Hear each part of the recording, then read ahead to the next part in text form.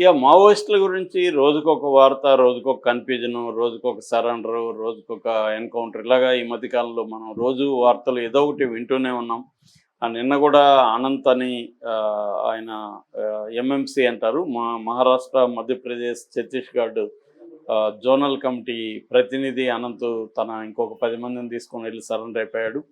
అంతకుముందు కూడా ఒక 41 మంది సరెండర్ అయ్యారు. అంతకుముందు తెలంగాణలో 37 మంది సరెండర్ అయ్యారు. ఇలాగా హిడ్మా ఎన్కౌంటర్ 18వ తేదీ హిడ్మా ఎన్కౌంటర్ జరిగినాక సరెండర్ల సంఖ్య అనేది బలంగా పెరిగింది. ముఖ్యంగా ఆయన పనిచేసిన బస్తర్ డివిజన్లో నుంచే ఎక్కువగా సరెండర్లు వస్తున్నాయి. ఆయనతో కూడా గతంలో పనిచేసిన వాళ్ళు కావచ్చు, వాళ్ళందరూ సరెండర్ అవుతున్నారు. ఒక 50 మంది వరకు అరెస్టులు కూడా విజయవాడ, ఏలూరు ఈ ప్రాంతాల్లో అరెస్టులు కూడా అయ్యారు. ఇప్పుడు నంద్యాల ఏరియాలో, కర్నూలు ఏరియాల్లో కూడా మావోయిస్టుల సంచారం ఉందన్న వార్తలు వస్తున్నాయి.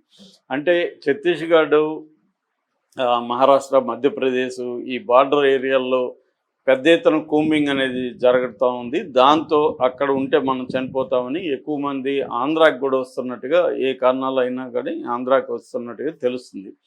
ఆంధ్రాలో కూడా ముందు నుంచి కూడా ఆంధ్రప్రదేశ్లో యాంటీ మావోయిస్టు ఇంటెలిజెన్స్ ఏజెన్సీలు ఎస్ఐబి స్పెషల్ ఇంటెలిజెన్స్ బ్యూరో కానీ, గ్రే హౌండ్స్ కానీ చాలా స్ట్రాంగ్గా ఉంటాయి అక్కడ. ఎందుకంటే వాళ్ళు అనుభజ్ఞులు చాలామంది ఉన్నారు. మావోయిస్టుల కదలికలు, వాళ్ళు ఎలా మెథడ్స్ ఏంటి, వాళ్ళు ఎట్లా కదులుతారు, ఇవన్నీ వాళ్ళకి తెలుసు అనమాట.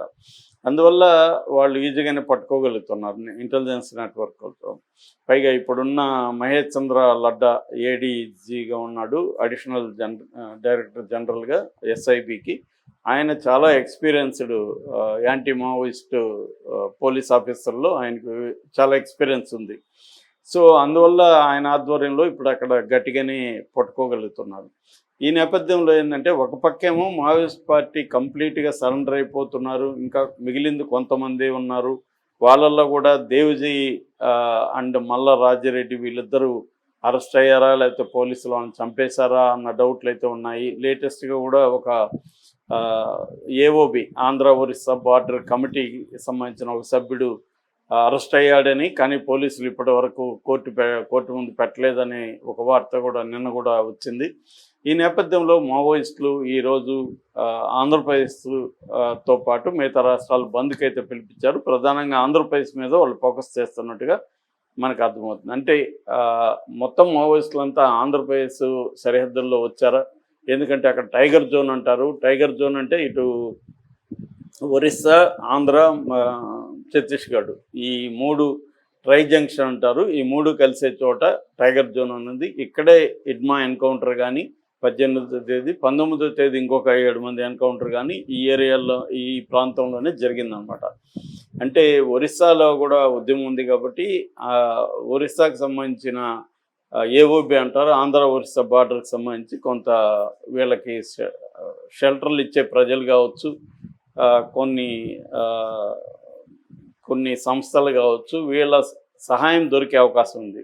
అంటే ఇప్పుడు ఇంకా సరెండర్ కావడానికి ఇష్టపడని మావోయిస్టులు చాలామంది ఇంకా ఉన్నారు. అంటే 300-400 మంది ఉన్నారు. అందులో ప్రధానంగా ఇప్పటికి కూడా బర్సాదేవ లాంటి నాయకులు ఉన్నారు. కాబట్టి ఇప్పుడు ఈ బంద్కు పిలిపించింది కూడా బర్సాదేవే అని చెప్తున్నారు. ఎందుకంటే మనం బర్సాదేవ చరిత్ర కూడా చెప్పుకున్నాం. అతను హిడ్మా పోవర్తి అనే హిడ్మా వాళ్ళ ఊరు, ఈయనది కూడా అదే ఊరు. కాకపోతే పారా వేరు. పారాలు అంటే చిన్న చిన్న గ్రామాలని పారాలు అంటారు.